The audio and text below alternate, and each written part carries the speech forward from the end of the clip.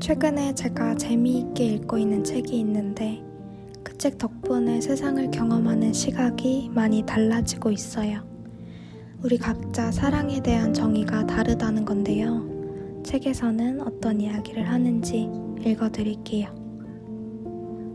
아동기 때 부모가 자녀인 당신이나 타인에게 혹은 서로에게 보여주는 사랑의 본보기가 당신이 사랑에 대해 내리는 주된 정의가 된다.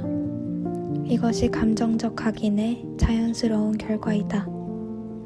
이런 이유로 어른이 되어 스스로 사랑의 경험을 표현하려고 할 때도 당신은 무의식 중에 어릴 때 부모님에게서 경험했던 감정의 울림을 재현하는 신체적, 정신적, 감정적 시나리오를 만들게 된다.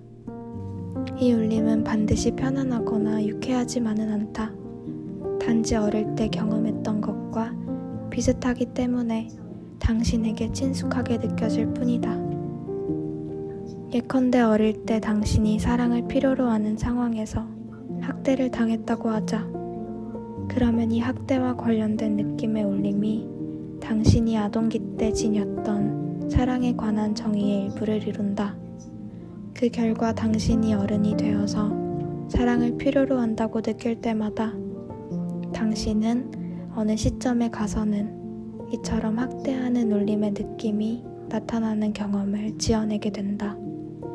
이것은 무의식적으로 그리고 자동적으로 일어나는 것이다. 왜 이런 일이 일어나는 것일까?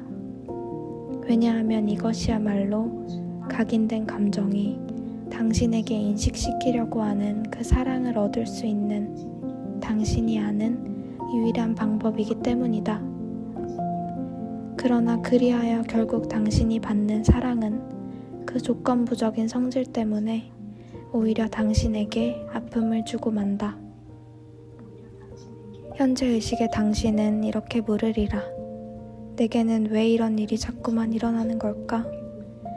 당신에게 아픔을 주는 동일한 경험이 자꾸만 일어나는 이유는 당신이 그것밖에는 아는 것이 없기 때문이다. 이것이 각인된 감정이 영속시키는 공경이다. 이것은 인류 전체의 가슴에 난 벌어져 있는 상처다. 이 때문에 많은 이들이 사랑은 아프다고 말한다. 그러나 조건이 아픈 것이지 사랑은 아프지 않다. 사랑은 어떤 하나의 상태다. 이 책에서 말하는 것처럼 결국 우리는 어릴 때 감정적으로 가장 많이 각인된 것, 좋고 나쁜 것과 관계없이 자주 경험해서 익숙한 것을 사랑이라고 마음에서 생각한다고 해요. 물론 머리로는 그렇게 생각하지 않겠지만 익숙한 것을 사랑이라고 받아들인다고 합니다. 그럼 제가 겪은 이야기를 들려드릴게요. 언젠가 저한테 평소에는 잘 일어나지 않는 일이 일어났었어요. 누군가 저한테 무리한 부탁을 하는 거예요. 제가 생각했을 때 이런 부탁은 내 인생에서 있을 수 없는 일이야 라고 생각할 정도였어서 바로 부탁을 거절했지만 저는 일단 그 부탁을 들었다는 것 자체에 충격을 먹었어요. 그날 하루 종일 저는 속으로 생각했어요. 어떻게 나한테 이런 부탁을 할 수가 있지? 너무 서운하다. 사실 상대가 부탁을 하는 건 자유고 거절하든 승낙하든 그것 또한 저의 자유인 걸 알고 있지만 또 그 상대방의 입장을 생각해보면 어쩔 수 없었나 보다 하는 생각이 들기도 하지만 이제 저한테 중요한 건 내 말이 맞고 틀리고 아니면 그 사람 말이 맞고 틀리고 이런 게 아니라 내가 왜 이런 감정을 느끼는 걸까? 이런 거기 때문에 지금 느껴지는 저의 감정을 있는 그대로 받아들였습니다. 그 감정을 받아들이니까 제 머릿속에서는 계속 어떻게 나한테 그런 부탁을 할 수가 있지? 어떻게 나한테 이럴 수가 있어? 라는 목소리가 들려왔어요. 그리고 다음날 책을 읽었는데 책에 이런 부분이 나온 거예요. 제가 방금 읽어드린 부분이요. 저는 깨달았어요. 나의 감정에 각인된 사랑의 정의에 벗어나면 내가 힘들어하는구나. 사실 제가 알고 있던 사랑의 정의는 관심, 간섭과 챙김이었어요. 어릴 때 아빠한테서 굉장히 많은 관심, 간섭을 받고 챙김을 받았었는데 그게 좋다 나쁘다를 떠나서 저한테 익숙한 사랑의 형태였죠. 그래서 제가 누군가를 가족처럼 아주 가깝게 여기게 되면 그 사람한테 어떤 일이 생기기만 해도 제 일처럼 도와주려고 하는 오지랖을 부렸어요.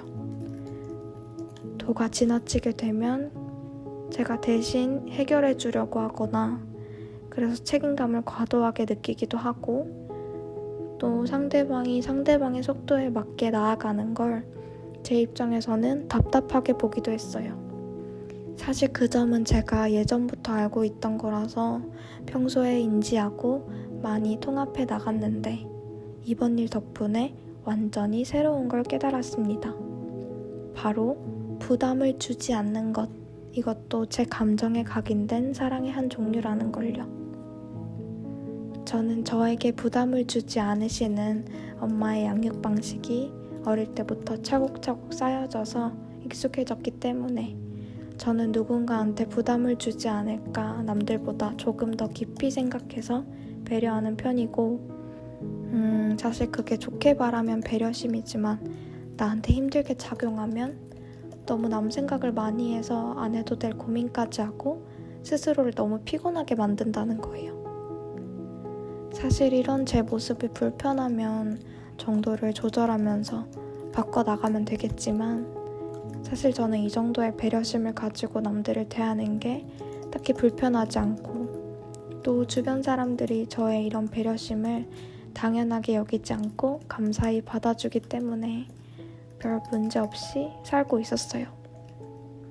근데 저한테 이슈가 된 건 반대로 누군가가 나한테 부담을 크게 줄 때 놀랐다는 거예요. 그래서 제가 어떻게 했을까요? 이런 마음을 가지면 내가 힘드니까 나를 바꿔야 되는 걸까요? 아니요, 저는 그렇게 생각하지 않아요. 세상은 어차피 모든 게 다 다양성입니다. 이 세상에는 각자가 생각하는 사랑의 방식대로 사는 사람들이 널려 있어요. 나에게 익숙한 사랑이 부담을 주지 않는 것이듯 저한테 이런 가르침을 주기 위해 온 그 사람은 그에게 익숙한 사랑이 바로 부담을 주는 것이었겠죠? 부담을 주는 것이 나쁘고 부담을 주지 않는 것이 좋다는 뜻이 아니에요. 무엇이 좋고 나쁜지는 중요하지 않아요. 그저 우리는 모두 자신이 많이 받은 것을 남에게 줍니다. 그 사람은 나한테 상처를 주기 위해서 그런 부담을 준 게 아니고 그냥 자기한테 익숙한 방식대로 행동한 것뿐이라는 것도 알게 됐어요. 보통 사랑에 대해서 상대가 받고 싶어 하는 것을 주는 것이다 이런 이야기를 하는데 물론 맞는 이야기지만 저는 이게 의식적인 사랑이라고 생각해요. 내가 의식적으로 행동할 수 있을 때는 이렇게 상대가 원하는 것을 생각해서 줄 수 있지만 보통 화가 난다거나 위급한 상황에서나 평소 같지 않은 상황일 때 그래서 내가 머리를 써서 차분하게 의식적으로 행동하기가 쉽지 않을 때 우리의 무의식에서 가장 익숙한 형태로 말이 나오고 행동이 나온다고 생각해요. 그래서 사랑하는 사람에게 화를 내지 말아야지 하면서도 화를 낸다거나 집착하지 말아야지 하면서도 집착하게 되는 것처럼요. 여러분의 감정이 각인된 사랑의 형태는 어떤 형태인가요? 집착하는 것? 간섭하는 것? 걱정하는 것? 챙겨주는 것? 혼내는 것? 감정에 각인된 사랑은 사랑이라는 이름처럼 마냥 달콤하고 사랑스럽지는 않을 수도 있답니다.